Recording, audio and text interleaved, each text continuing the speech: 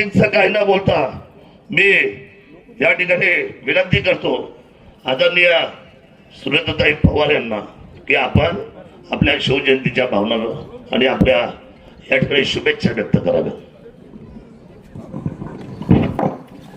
आता हलू नका. मला फक्त एक घोषणा द्यायची आहे. मी कधी माईक घेत नाही, कारण आपल्याला सवय आहे की ज्या ठिकाणी बोलायची संधी आहे या सगळ्या गोष्टी मंत्रालयात साहेबांच्या कॅबिनमध्ये बसून सगळ्या असणाऱ्या मंत्रिमंडळांसमोर आपण मांडू शकतो. या ठिकाणी एवढंच सांगू इच्छिते कि जब तक सूरज चांद रहेगा इस सरकार का नाम हमेशा आबाद रहेगा और आबाद रहते हुए असं काम होणार की शेतकऱ्यांचा प्रत्येक प्रश्न, महिलांचा प्रत्येक प्रश्न, असणाऱ्या दीनदुबळ्यांचा प्रश्न सोडवण्याची ताकद आणि करून दाखवण्यासाठीचे पावलं उचलली जातात. त्याबद्दल सलाम करते सगळ्या आलेल्या मंत्रिमंडळाला. नावं घेण्यात वेळ घालवत नाही, पण निश्चित अपेक्षा आहे आणि अपेक्षा पूर्ण होताना पाहतोय.